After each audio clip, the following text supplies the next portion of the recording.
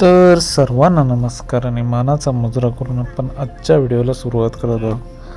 तर आपण कोकणात होतो आणि यंदा कोणास ठाऊक पण कोकणामध्ये आंबा कमी प्रमाणात होता. पण आमच्याच गावाच्या बाजूला बिवली म्हणून गाव आहे. तर आमच्या गावापासून एक शॉर्टकट आहे, तर तिथून चालतसुद्धा येऊ शकतो. कारण जे आंब्याचे जे व्हिडिओ पाहिलेत ना तुम्ही, लास्ट आपले 2-3 व्हिडिओ, तर जिथे आम्ही आंबे काढायला आलो होतो ना, तिथून इकडे 10-15 मिनटावरती बिवली गाव आहे. पण जर गाडीने यायचं असेल ना, तर पूर्ण राऊंड मारून इकडे यायला लागतं. जवळजवळ 10-1 किलोमीटर अंतर असेल. तर इकडे ना अगदी मोठ्या प्रमाणात आंबे होते, कारण यांच्या राखलेल्या आंब्याच्या बागा आहेत आणि ते वर्षभर मेहनत घेतात आणि त्या मेहनतीचं फळ त्यांना भेटतं. तर आम्हाला माहिती मिळाली होती की इकडे आंबे आहेत, म्हणून इकडे आंबे घेण्यासाठी आलो होतो. तर इकडे तुम्ही पाहू शकता यांनी किती आंबे उतरवून ठेवलेत, आणि हे जे आंबे आहेत ना, ते डायरेक्ट व्यापारी इथून येऊन घेऊन जातात. तर याने आहेत ना, पूर्ण जे आंबे आहेत ना, ते असे सॉर्ट करून ठेवलेत. छोट्या फळापासून ते अगदी 1 नंबर क्वालिटीच्या फळापर्यंत अशा याने ना कॅटेगरी करून ठेवल्या होत्या. तर जो 1 नंबर क्वालिटीचा आंबा आहे ना, 1 नंबरचा, तर त्याचं वजन अराऊंड 300 म्हणजे 250 ग्रॅमच्या वरचे आंबे जे होते ते 1 नंबर, आणि 250 ग्रॅमच्या खालती जे होते तो 2 नंबरचा आंबा. आणि सध्या इकडे आंब्याला जो भाव आहे ना, तो भाव अगदी जास्त होता, कारण आंबा आहे ना, यंदा कोकणपट्ट्यामध्ये कमी आहे आंबा. तर त्यामुळे जिकडे आंबे आले होते ना, तर त्यांच्या इथे आंबाचा जो रेट आहे तो थोडा जास्तच होता.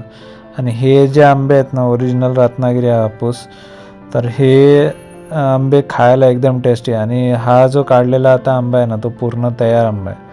तर इकडे यांच्या इकडे ना पायरीचे पण आंबे होते आणि हापूस असे दोन्ही मिक्स आंबे होते.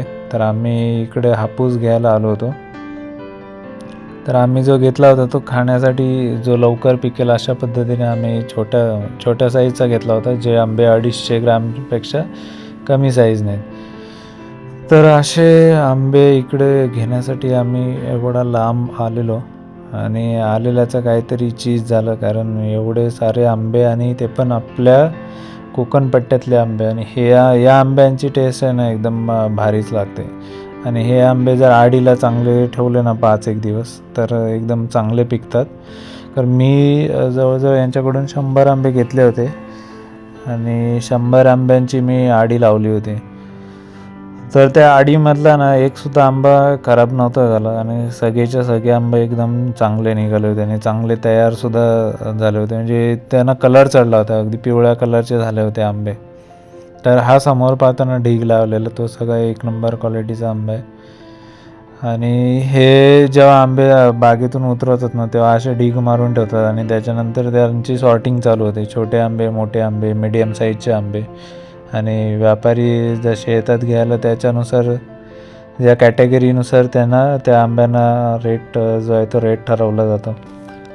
तर सध्या आमच्या आजूबाजूच्या गावामध्ये इथंच या बिवलीमध्ये एवढे सारे आंबे होते. कारण हे आंबे येण्याचं कारण काय माहिती, एकतर यांची मेहनत, तो हा वेगळा भाग आहे, परंतु इथलं जे हवामान आहे ना, हे साधारणतः हे गाव आहे ते खाडीपट्ट्याच्या बाजूलाच येतं. त्यामुळे इकडे खारवट असं हवामान असल्यामुळे इकडे मे बी जो मोहर आहे तो मोहर इकडे खराब नव्हता झाला.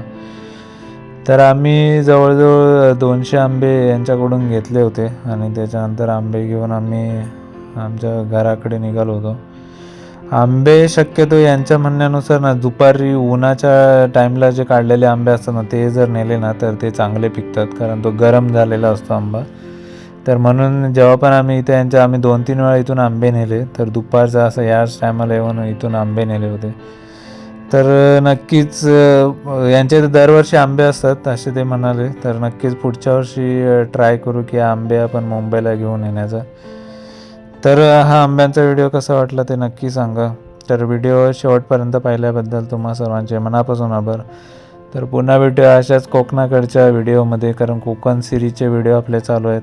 तर पुन्हा भेटूया अशाच एका कोकणच्या नवीन व्हिडिओमध्ये. तोपर्यंत काळजी घ्या स्वतःची आणि इतरांची सुद्धा. आणि मे महिन्याचा आनंद नक्की घ्या, आणि आंबे जे जिथून कुठून पण भेटतील त्या आंबे खाण्याचा आनंदसुद्धा तुम्ही मनापासून घ्या. धन्यवाद.